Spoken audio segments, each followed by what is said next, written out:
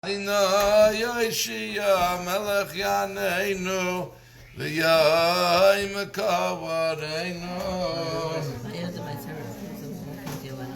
Layodim Havoisa V'ayra V'simcha V'sasayim V'yikar Kevain Yalanu Kaiser Shoyza Zavshem Adino Yakra Savim Ananon Barakato Adino Yaleinu Melech Elam Beidei Pri Agafen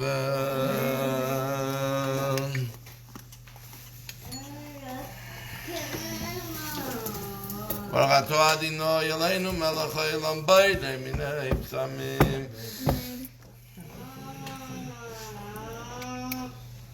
Na na na na na na na na do ya ma ya do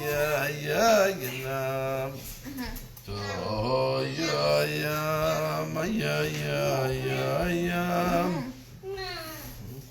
Barakato Adino Yaleinu Melech Elam Beidei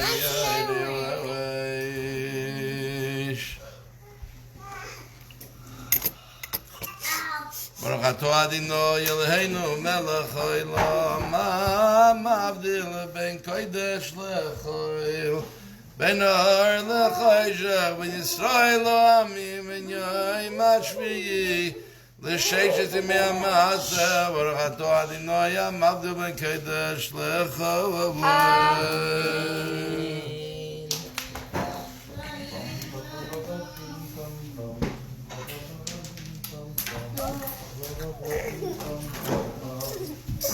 We're putting out the candle now, taking from the blessing of Havdallah.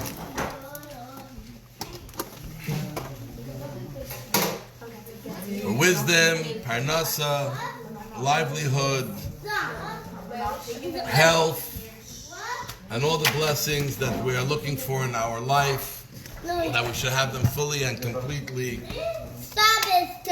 granted to us. We're going to now make the bracha achrona. We'll make the bracha achrona and we will share the story of the week. Baruch Ato Adonai Mechelam Al Gefa Priya Gefen V'adnu Talartchem Dever Chavar Shitz V'chad La V'sein Lachem Yom Tzveim Teva Racham Na Yisrael Mech V'Yisrael Merech V'atzim Mishkan K'V'dech V'Alat Zech V'Alech Alechem Na Yisrael Merech K'Ej Meir V'Ein V'Dayin T'chav Z'chein B'Om V'Racham D'Shav V'Tara Ki Ato Adonai Tev Meit Lachem Nechal L'Aretz Al Pri Gavan Nechal L'Aretz V'Al Pri HaGafen. So Shavua Tov, everyone. Finished a very special week, Shabbos Shira, a week of song, crossing the Red Sea with all the great miracles, and we hope that Hashem brings us all the miracles that He did then in our lives. And actually, this week we said the words of the Torah reading, Ani Hashem Refecha, I'm Hashem your healer, that Hashem heals in a way that there's never any sickness from to begin with. May it happen for all of us, that there be no sickness and no health challenges on an individual level, definitely on a communal and global level. Now tonight, I want to share with you a story that is connected with Rabbi Nachman of Breslov. Rabbi Nachman of Breslov was a great-grandson of the Baal Shem Tov, a very holy Jew, who was a Rebbe in his own right. And though he did not leave any successors, really, but his teachings and his personality was something that was very powerful, and his approach to serving Hashem, that it remained vibrant, and today there's a revival of his teachings and his ways. So the story goes, it's connected with Napoleon. So Napoleon dreamed to conquer the world. Initially wanted to conquer all the world that he knew, that touched the Mediterranean, and from there to go to the Near East and Far East. So obviously Israel was in his plans. And Napoleon made his way to Egypt and passed through the Sphinx, all of the great monuments, pyramids, and he took the route to Israel, similar to the route that the Jewish people took to Israel. And as Napoleon, then it was not Israel, it was called Palestine. And Napoleon, while he was in Israel, his people, his army on the Nile River suffered a terrible defeat. And he had no supplies. The supply chain was blocked. So he had to sort of stay and settle a little bit in Palestine until he was able to get things back up and running again. So he ended up in northern part of Israel, we'll refer to as Israel now, northern part of Israel, by Tiberias. At the same time, Rabbi Nachman of Breslov, a young man, followed in the footsteps of his great-grandfather Baal Shem Tov, who longed to make his trek to Israel, to be able to take in the great holy atmosphere of Israel, and he made it. The Baal Shem Tov did not, but his grandson made it. And he went to Israel and he stayed in Tzfat, right near the Ari, by the mostly spending time by the gravesite of the Arizal, to imbibe himself with the great holiness of the Rabbi Isaac Luria, the founder of the Kabbalah, as we know it today, Lurianic Kabbalah. And he used to spend a lot of nights there, by the gravesite, meditating, studying. And one night, he was there till very late, he was tired, he laid his head on one of the rocks there, and he fell asleep. And in his sleep he had a dream. And in his dream there appeared to him an angel. Someone appeared to him in his dream and says, Nachman, God has a mission for you. You have to go to Tiberias, to Lake Tiberias, and you have to go there, and God has a mission for you to fulfill. He woke up from the dream a little startled, and he realized this is a message coming to him from Hashem. Right away he packed his bags and he took the trip from Tzfat to Tiberias. It's not that far. You can almost see Tiberias from Tzfat, but today even by car it takes 40 minutes to go, imagine by foot. But he made the trek. It was like a different world. He made the trek and he looked for a place to stay, and he rented a little room in a house upstairs in the house of a Jew, a simple Jew, fisherman. And that's where he started to spend his time and do the same thing, meditating and trying to imbibe himself with the great spiritual energies that were in Israel at the time, Kabbalistic energies.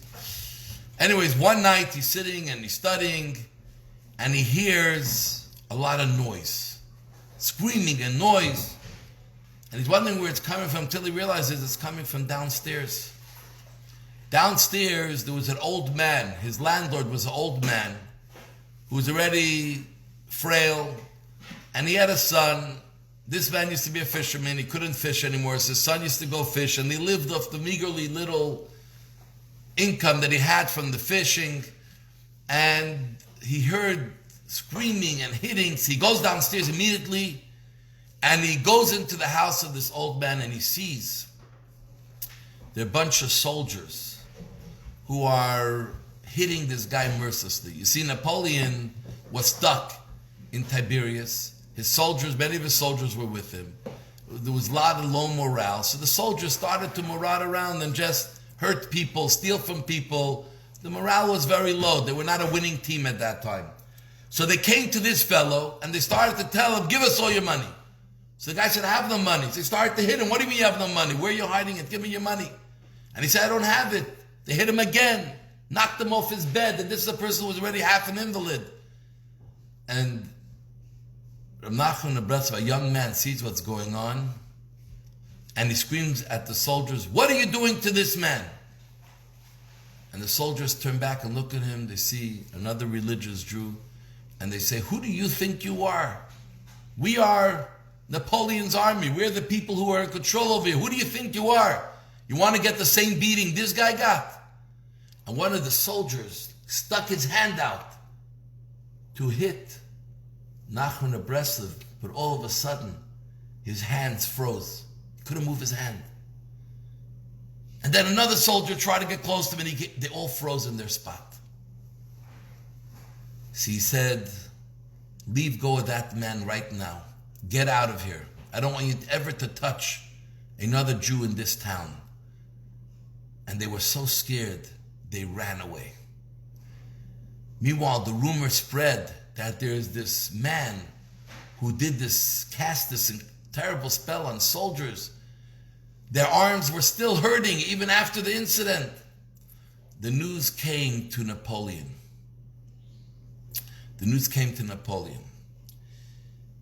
Napoleon said, I need to meet this man. So he sent one of his top people to find Nachman of Breslov. So he goes to Nachman of Breslov. He goes to his house, and he says, you started up with French soldiers, and you're not allowed to do that.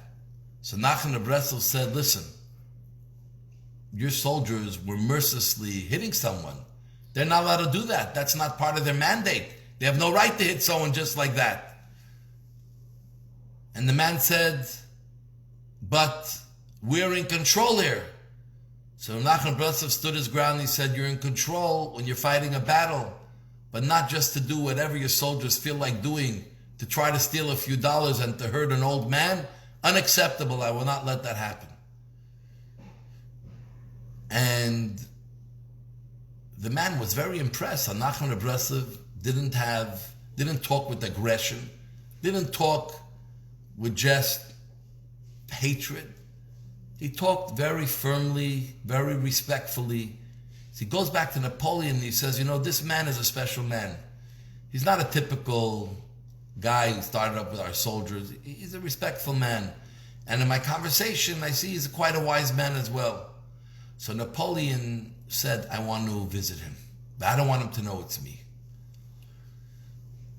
So one night, Napoleon takes a boat. He was staying at the south side of Lake Tiberias. Napoleon was staying in the northern side. So Napoleon took a boat and he came to the south side. Now Nachman was sitting by the water. He used to sit by the water and meditate and think. And also Napoleon gets off the boat, dressed like a plain clothes person. And as he comes closer, he sees the rabbi. He recognizes this must be the rabbi. And his man who met him said, yeah, this is the rabbi. So as he comes closer, Reb Nachman stands up and he says, welcome, General. So Napoleon is very shocked. He says, how do you know who I am? He says, God helps us know what we need to know. So Napoleon was very impressed. Then Napoleon said, we are trying to conquer Palestine and trying to go further to the east, the Near East, the Far East. What do you say? You look like a wise man, maybe a man of God. Do you think we will be successful or we won't be successful? So Reb Nachman said, you will be successful, but all battles that begin in blood end in blood, and you will die a not nice death. Unless you stop now and you go back to France, consolidate whatever you have, and build a strong country in France. But if you want to go for world conquest, your end is going to be rough. So Napoleon said, I'd rather die a hero and a rough death than just sit peacefully and twiddle my thumbs for a little piece of France. And therefore, he basically said he's going to continue his conquest. So he turned to Rabbi Nachman and he said, Rabbi Nachman, you're a very smart man, you're a wise man. I'd love to have you by my side. Would you like to come and join me? I'll take care of you. So Rabbi Nachman says, no. So he says, but why not? Look what I'm going to give to you. I have so much that I'm going to give to you. I'm going to give you honor and you'll have money, you'll have everything you need to have, and you'll be able to continue to meditate. So Rabbi Nachman says, my decision is, I'd rather be inconspicuous and live a low-key life and feel the closest of Hashem than have all the honor, the money that you want to give me. Not interested. You make your choice, and I made my choice. And with that, Napoleon left him. And he went on his way, and Rav Nachman eventually went back and became a great Rebbe. And here we see how something that the Alter Rebbe says in Tanya, that a holy man, it says even animals see the holiness on his face and are afraid of him. Even our enemies, even those who want to hurt and maim, they see a holy man's face, they notice God, the godly energy there. They notice God's presence over there. And this godly presence is within every one of us. And the more mitzvahs we do, the more we retain that holiness, that when people see us, there's a certain respect that they have. And the holier we are, the more there goes from respect to even awe and fear. Like Rav Nachman of Breslov, who stood up to Napoleon's soldiers with their spears, to Napoleon's right-hand man, Napoleon himself, with dignity and with pride. So may Hashem help that as we go out into the world for another week, let us stand tall, let us stand proud of who we are and what we are and what we believe in and what we stand for. And Hashem will help that we'll have all the blessings that we need in this beautiful week that we are in. Especially this week, on Thursday, Wednesday night, Thursday, is the yard site of Rebbe Chaim Mushka, the Rebbe's wife, who stood by the Rebbe's side as a very silent but full partner in all the Rebbe's work. And that's why Wednesday night we're having, for women only, tribute evening, 7:30. You have to go and sign up at chabadtimar.com/tribute evening. And may Hashem help that her neshama should pray on high for the best of all of us. May we merit the coming of Mashiach and full redemption very quickly in our days. Amen. We're going to finish off by singing Eliyahu Navi. We sing Eliyahu Navi to bring in redemption in an individual way and in a collective way. Eliyahu Navi, Eliyahu Atishbi, Eliyahu, Eliyahu, Eliyahu Agiladi, B'meheira yavo eleinu Mashiach ben David, B'meheira